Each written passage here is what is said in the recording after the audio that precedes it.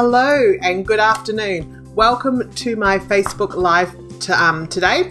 My name is Caroline Cooper and I'm the founder of the Profitable Salon Creator Movement, a movement designed to upskill owners so that they can create their salons to be more profitable, to support them and the women that work for them.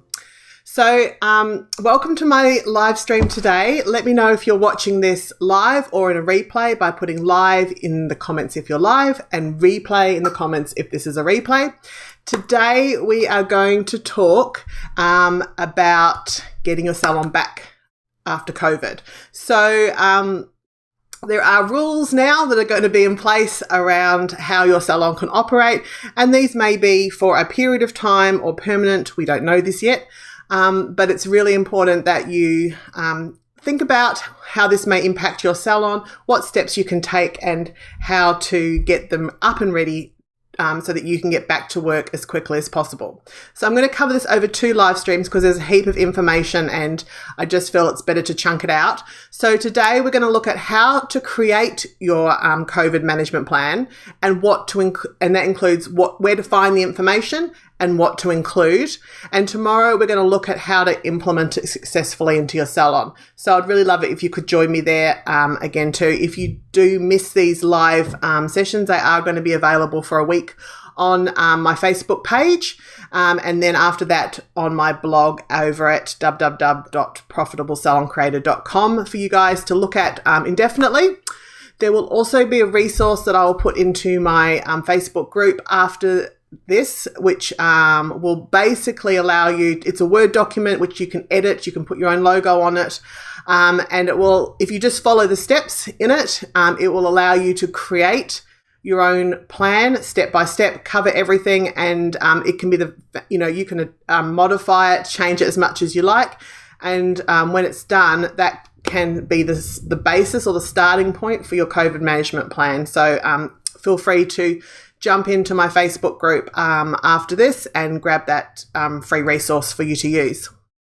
So let's get started. So today, first of all, let's look at rules. So in most areas, there'll be rules and guidelines around what you can and can't do, restrictions on operating, and how to go about doing it safely. So let's start with the rules. And these are the places that I think you will be able to find some really good guidelines and advice. Definitely look at government agencies. So that's national and local or state government agencies. They will have overall rules. So will their departments for health will have rules. The departments for labour and sometimes the Centre for Disease Control or your Ministry of Disease Management will have also guidelines. So go on, have a look, and take your time, print them out if you need to, and sit down and read them. And that will give you the overview and the rules that you must adhere to, and how you what you must do to make your workplace safe. Now, these will be guidelines for general workforce. So these will be for any business going back and operating post-COVID. So just be aware that if you're not sure how to interpret it, that's okay. And this is the purpose of this video, is to try and talk you through how to find that information. The next people to look at is your local councils. Now, these are the people that serve your local area. They also most often issue your health license or your license to operate. So they will have some say in what they expect in your area for your salon to operate. Have a look whether there's any new rules that you now need to apply to meet your health license or your operating license. And so this is a really good tool to go and get some touch points locally on what their expectations are around operating post-COVID. And then thirdly, talk to your hair and beauty associations. In New Zealand, we have the New Zealand Association of Registered Hairdressers. I know they're doing a lot of stuff at the moment on trying to get information out to salons around how to operate safely, and more importantly, what the new industry standards will be around this. These are the people that really lead that discussion in the industry, your local industry, around what the new standards will be. And also, more importantly, they are the people that will interpret the information that's coming from government agencies and councils and be able to make it salon specific. So when the rules talk about certain processes or protocols that must be met, your Hair and Beauty Association will be able to interpret that and say, well, in a salon workplace, this would mean. So they are really three really good points to start to find the information, the rules and the guidelines that will shape your policy moving forward. So next, I want to talk about where to get implementation ideas. I have seen some amazing ideas popping up on social media and on the internet for hair salons in ways that you can make your space COVID compliant. And I would really encourage you to look at these options. So beyond social media, of course, there's options there. You can have a look. Again, you'd have to check how compliant they would be for your own specific region by going back and having a look at your guidelines and rules. But in terms of finding ideas specific for your salon, the number one place you should go to is your staff, because I guarantee you they will have been sitting at home too, looking through social media, looking at ideas, talking to people and going, oh, I wish my boss would implement this, or wish my boss would think about that. So providing them with a space and a platform to be able to discuss those ideas with you will be really powerful. I know in New Zealand it is compulsory under the WorkSafe guidelines for COVID that you do involve your staff in that discussion, and that, you know, to have a compliant plan must have evidence that you have gone to your staff and asked them what they, how they want to come back to work and how they feel that they should manage it. I mean, at the end of the day, what you want to do is ask them the question. You want to find the ideas. You want to see what their involvement is, because the more that they can bring to the table, the more likely they will be to get on board 100% and make your life easier in the long run, in terms of implementation. And we'll talk a bit more about that tomorrow. But so even if you know, it's not a competition as to who came up with the idea, even if you had thought of it before you actually even had that conversation, give credit where credit's due. If they've also come up with the idea, get on board and get them saying that you are contributing and now you need to follow your own rules. So, and also at the end of the day, as the boss, you will make the final call on what does end up getting implemented. So don't feel that you're giving your staff carte blanche to just make changes that would suit them, but actually are not going to really meet those rules and guidelines that are set out by legislation and local bodies. It's your job to make sure that they match and that they are cost effective into your salon and that you do have the funding in place to implement them. But definitely talk to your staff. They will be a really rich resource for you in terms of having ideas and solutions to create your plan. The next group is clients. Now, the really important question here is, what is their expectation? This is so new. We haven't been through this before, so it's really hard to know how the market will respond, particularly with these close contact environments like hairdressing and beauty. So what are clients' expectations? And the best way you can do that is to do just a little online survey. There is a number of survey providers that are free for just like one-offs or small surveys that you want to do. Use your mailing list to get online and look, even if you only get 3 or 4 responses back, it is still 3 or 4 representations of your client base that you didn't have before. You know, so that you might find that your clients are super relaxed about it and not too worried because they don't feel the threat is significant, or they might be ultra worried, or they could be anywhere in between. But just having an idea about what their expectations are, what do they expecting to see when you open up again, might help guide you in terms of, having that confidence to commit to a decision and stick to it. And the third thing I would like you to think about is market research. Now, I'm not talking about anything elaborate here. What I'm talking about is use your knowledge of your local area and think about what COVID-19 means for your community. So has your community been adversely affected by COVID? If they have, you might find that your clients are going to expect much stronger safety guidelines around it. I know, is it an area where there's still active contamination or active cases? Is it an area that does your salon serve a catchment area for a hospital or a rest home? If some of your clients work in hospitals or work in rest homes, what might their expectation be and what might their needs be in terms of your management of COVID-19? So have a think about where your salon sits and think about the community you serve. So do you have a lot of older people or vulnerable people in your client list? Or, are these things that you're going to have to consider when you come back? Are you going to have an over 70s day? So only on every Tuesday, it's for only over 70s. How are you going to manage this so that you can meet your salon's response specific to your area? So what we'll find is that there is a national response outlined by the government, which is for all businesses operating. The Hairdressing Association will create a specific response that interprets that for hair salons, and then individual salons will create their own response based on that information and the local community they serve and the people that work for them and use their services. So that's where you're going to get your ideas from. This may not happen in one afternoon. It may take a couple of afternoons, and hence why I sort of got on to it today, because I want you to have the opportunity to, in the following week or so, to really be able to create this for yourself. So let's look at the details. What should it include? Now, some of the things will be dead obvious, and other things might not be so obvious to you. So I'm just going to go through them really quickly for you so that, we can have a look at what they are. The first one is your reception area.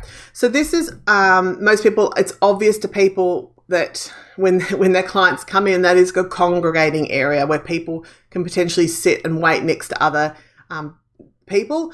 But also think about the exit. So how are you going to get people out through your reception and not have them congregating if you have two services finish at once?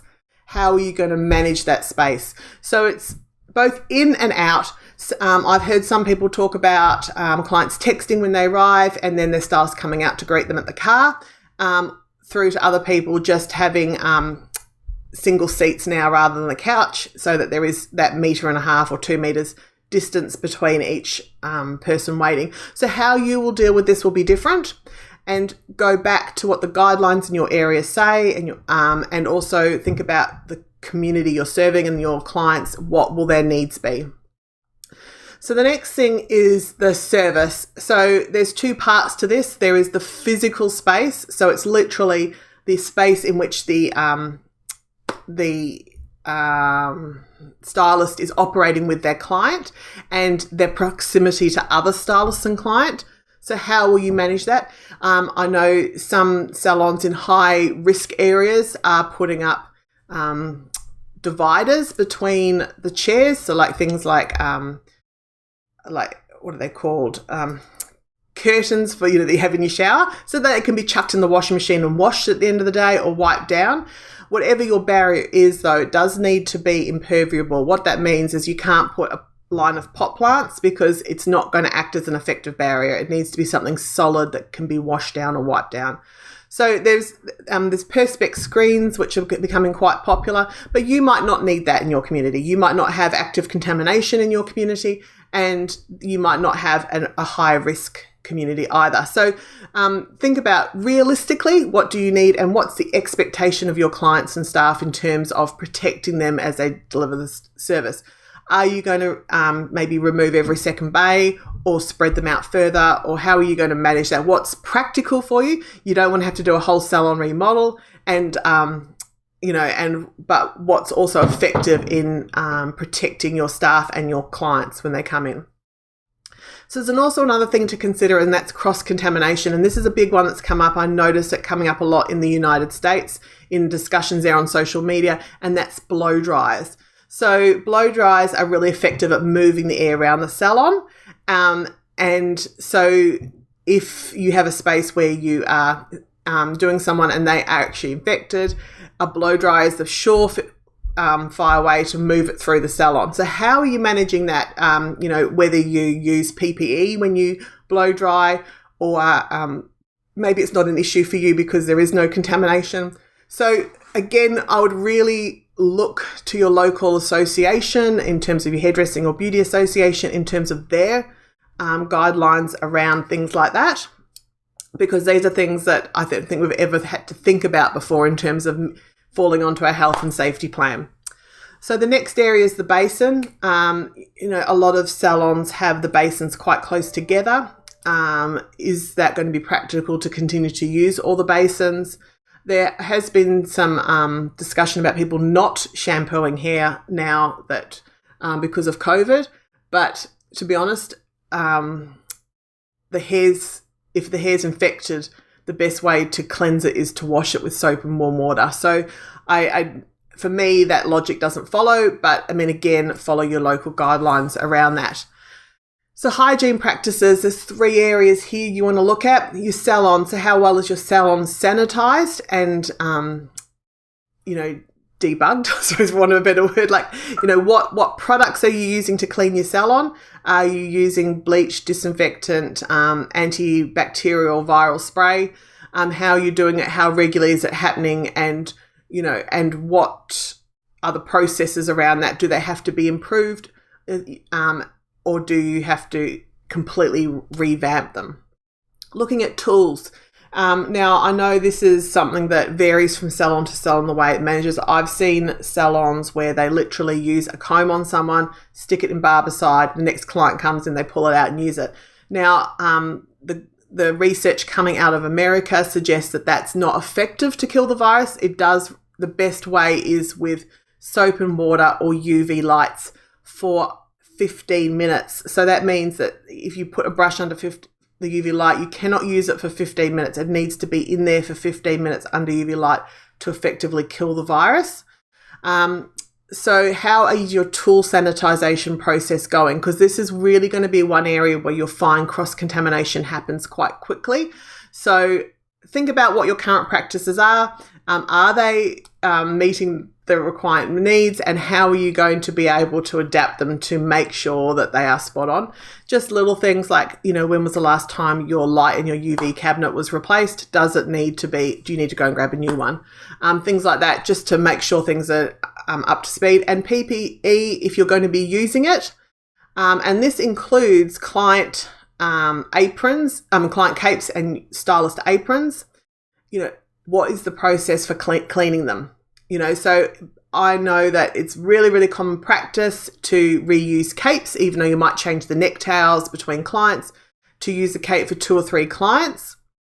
That probably will not be a suitable practice moving forward. So, do you need a bigger stock of capes? What is the process for cleaning them? How are you going to make sure that they are single use? Wiping down stylist aprons. Are stylists going to be required to wear aprons now, regardless of whether they're colouring or not, just as a protection, and have the option to wipe them down up between every client? Are you going to be using gloves more regularly? Are you going to be using face masks? And if so, if they're fabric ones, what's the protocol and the rules around it? Now, there are instructions and guidelines, again, on the government websites on all these things, but these are things to consider, that if you're going to use PPE of any kind, and we do use PPE in our industry, it is capes and aprons and gloves. We already currently do that. So what are you going to add to that? And how are you going to make sure that now they're taking care of the virus issue? So the next one's records. Most salons have customer records of some kind, but how you might find now that you need to go through and check clients' names, first names and last names, are they spelt correctly? Do you have a correct contact number, correct email address, and perhaps even a residential address if you're in a high risk environment?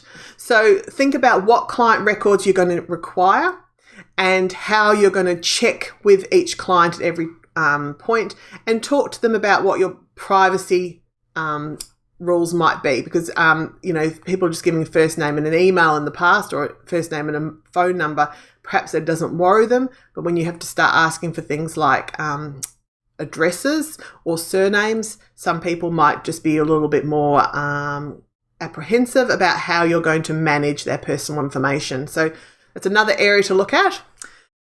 Following on, we have entry and exit logs. So this is recording when people come into your salon, including staff. So when are staff coming in and leaving, when are they and who are they coming in contact with, and also staff. And then there's also couriers, delivery people, maintenance people that come onto your site and may potentially cause cross-contamination. So it's about what sort of logs could you create and how would you implement them. So 2 areas that I think I haven't heard a lot of talk about, but I think are still important areas for the salon. The first one is your emergency response plan. Now it might feel like disaster on disaster. Absolutely it is. This is if there is an earthquake, a fire, a medical emergency in your salon. Now, most salons will probably have this to some degree, like exit out the back of the building or the front of the building, or however your normal response plan is. But it's time now to just go and have a look at that and see whether it will allow you to continue with your social or physical distancing rules and still be compliant with that. So, and whether anything will now need to change because of COVID. So have a think about that. Think about your policy in terms of, giving medical assistance to people. What's your policy around that now? If someone has a medical event in your salon, what's the new salon rules around that going to be? Because this is something that is addressed in government legislation. So it is important. It is something that we cannot leave to chance. It does need to be written down and included in your plan. And the final areas is staff only areas. So this is really important that when staff do come to work, that there is enough space and guidelines for them to be able to social distance in staff only areas. So the last thing you want is to follow the physical distancing rules in the salon with the clients and then walk out the back and 6 of them stand together congregating while they're waiting to do that, fill up their colours or just have a relax and have their sandwich, and walk back out into the salon and they've completely cross-contaminated each other. So that's another thing to think about, is how you're going to manage your staff only areas within the salon. So there is heaps of information there. I know, I'm sorry, I don't want to overload you, but I wanted to give you an overview to allow you to create your own individual salon response plan or salon management plan for COVID. There is a lot of things to think about. Definitely go back to the government guidelines. Talk to your local councils about their expectation.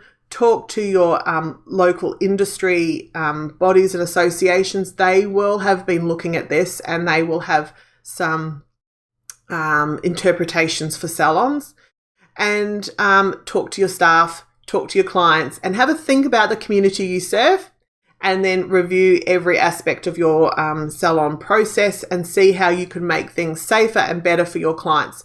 Now, if you want a resource to help you through this process, there is going to be one available in my free Facebook group, Profitable Salon Creators Network. I'll put a link to that in the description of this video. After, if you're interested in jumping in there and grabbing that free resource, it will allow you to add your own logo and your own information in there, and it just works you through the process, exactly what we've done today, and allows you to create something specific for your salon that's going to meet your needs, your stylist needs, and your community's needs.